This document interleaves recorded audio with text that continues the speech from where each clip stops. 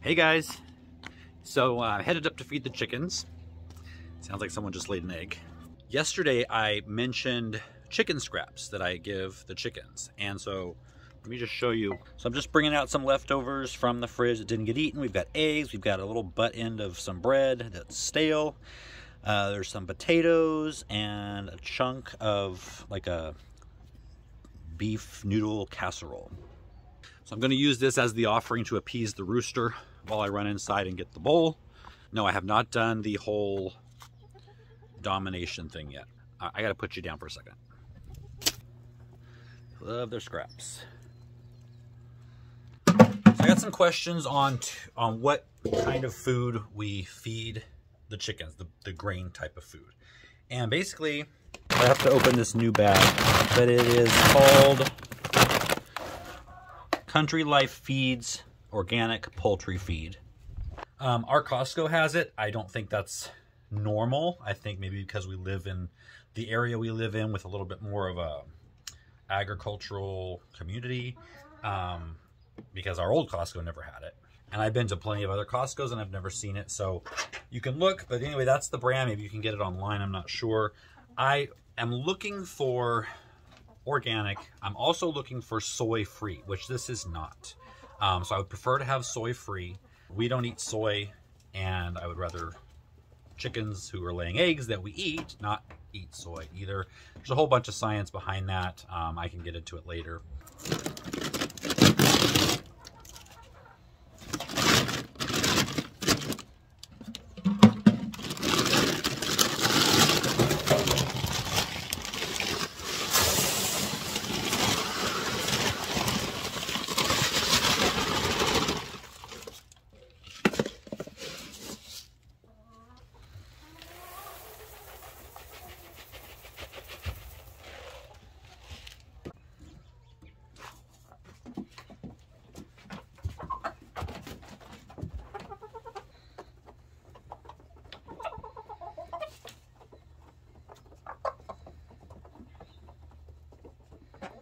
A few of you asked if it would be advantageous to have 2 bowls of food in there so they all get their share.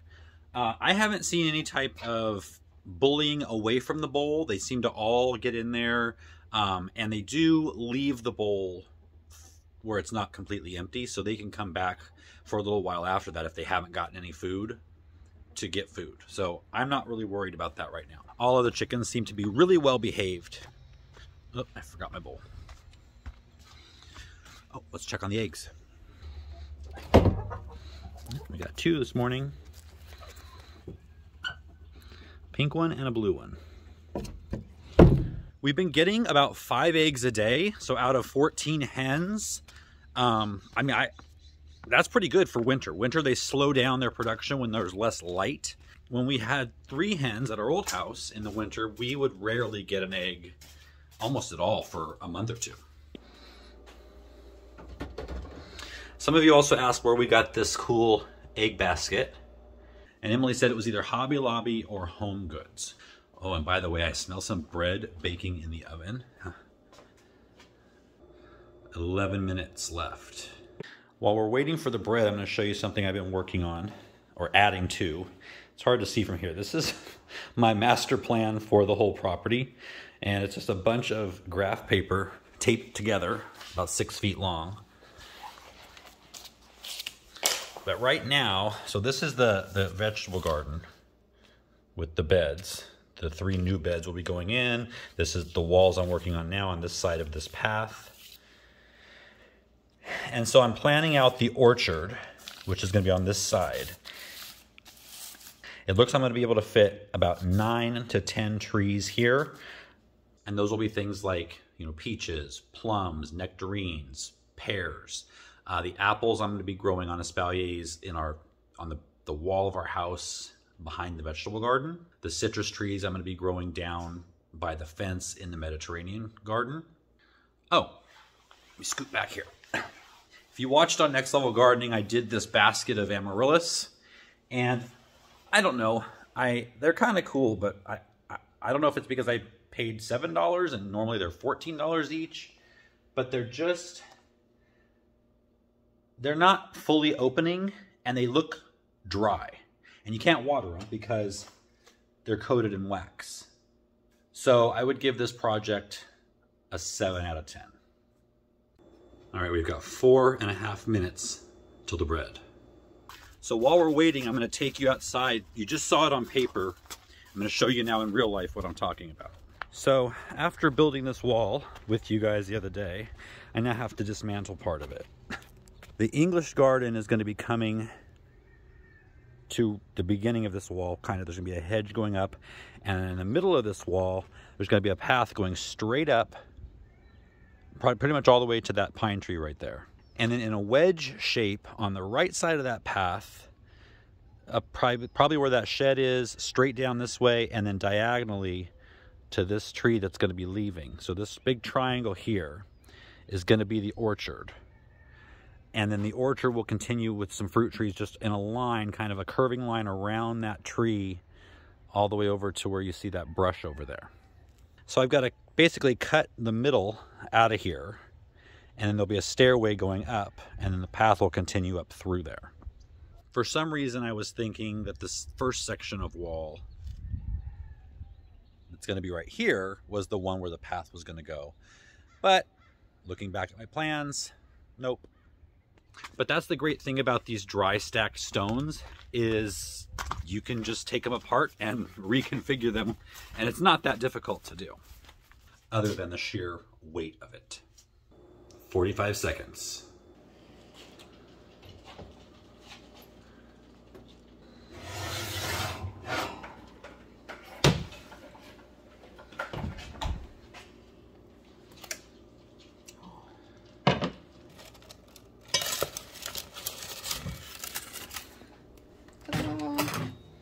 Got a little burned. A little darker than usual, but we forgot to set the timer, in all honesty, right? Yeah, we forgot to set the timer, so we'll do it that way. That makes it a little better. Don't show the top. Always remember to set the timer. The problem was we did have the timer going, but she forgot to set it. What? It was me? It was you. I didn't put it in, did I? Yeah. There's that ADHD again. Nope, it was my fault. I didn't set the timer, so she had to guess how long it had been in and then set the timer from there. And that's why it got a little overdone. This is why I stay out of there.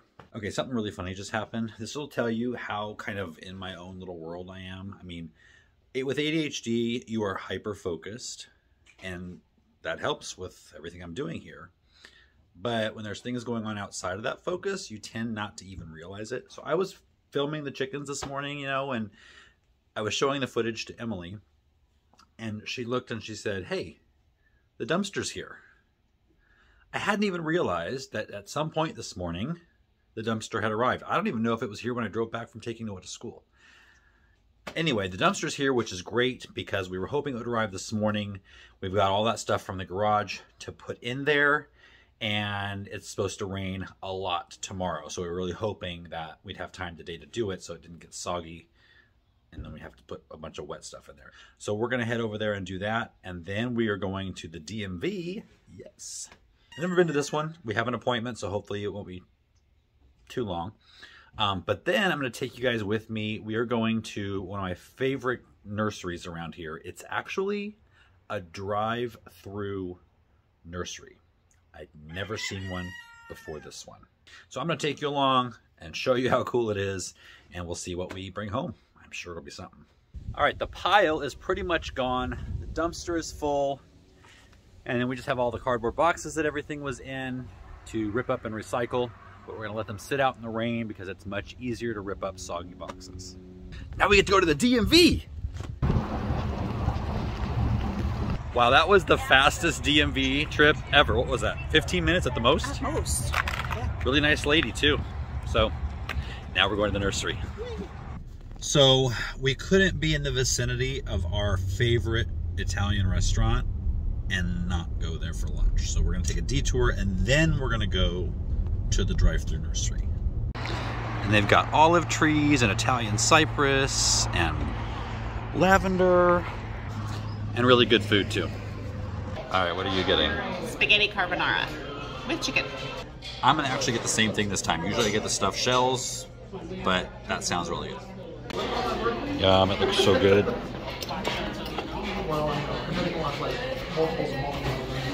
I'll try not to slurp it like my coffee. Oh, I didn't know you were filming. I'm not happy. So Google said that the nursery closed at 4, and we got there at 3:15, and the sign on the gate said they closed at 3.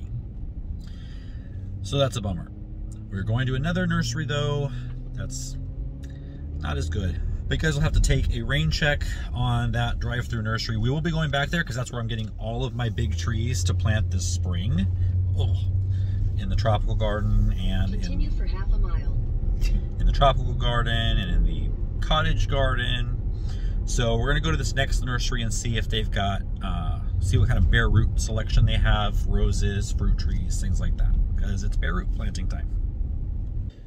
So we just left Green Thumb. It was an absolute 0. Yeah. We've been there several times. I grew up with Green Thumb. That was like the only nursery we had where I used to live, and when we got here and they had one, I was like, oh. But you know, now that I really kind of know what's going on and what else is out there, Green Thumb is so overpriced. I mean, so overpriced, and they didn't even have that good of a selection. I think you said that last time. Well, remind me next time. I don't want to go back there. Okay. I think it's time to call it a day. It's going to be raining tomorrow and the next day and the next day, and so I kind of have to get home before dark to make sure everything is ready for that. Oh, we were supposed to get wood shavings for the chickens. Looks like we're not going home yet.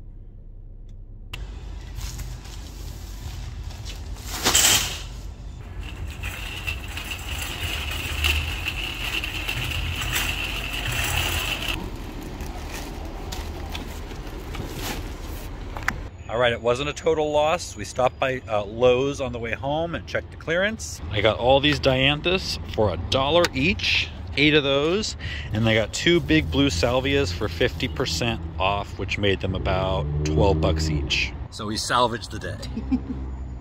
All right, it's the next morning, and Emily is over distracting the chickens so I can get in here and close the door because I've got to rainproof the inside of the coop. All right, so I'm in the coop, and the only thing that's up above is plywood, and it's pieced together, so the rain, if it's heavy rain, which it's going to be, it gets right through.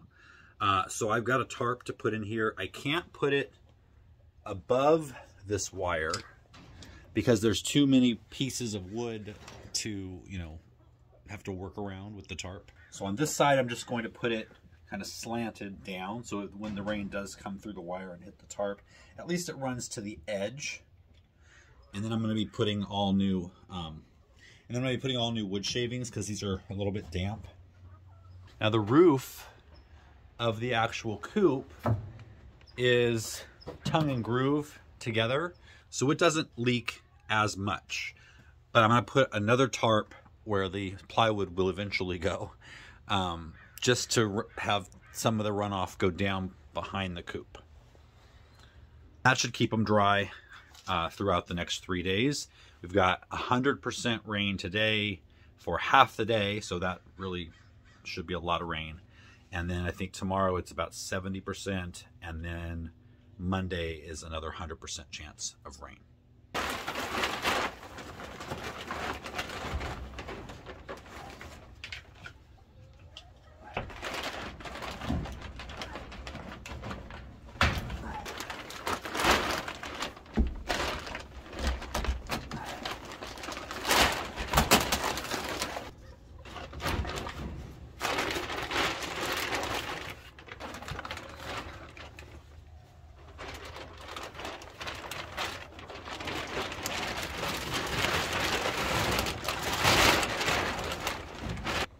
Concern is that you pull in here and then dump everything on them.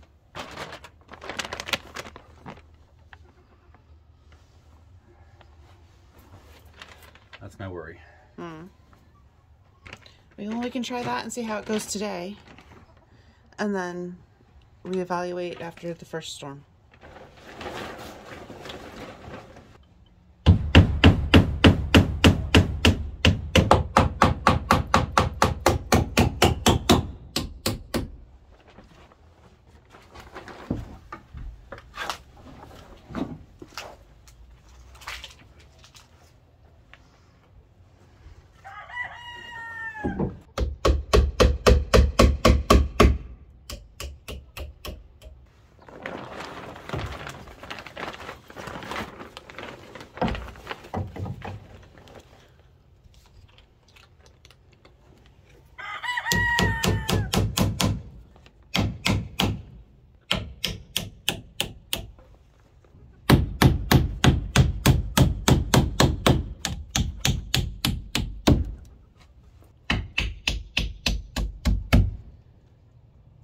we can do.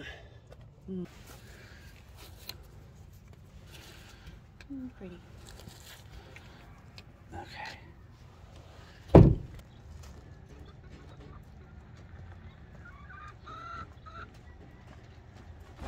This is a lot smaller. You bought mini flake. Oh, I didn't know that. It's like sawdust.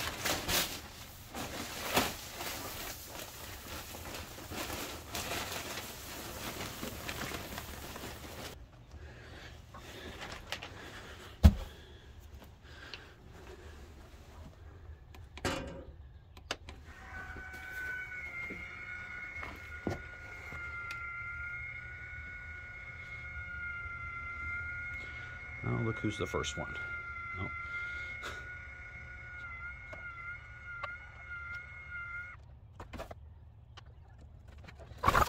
Well, that's going to have to do it. We'll see. I'll let you know if that worked. I mean, you never know here in Southern California. We're used to getting these dire predictions of storms, and then usually they don't materialize. This one does look pretty bad, but I'll keep you guys updated. Anyway, I'll see you next time.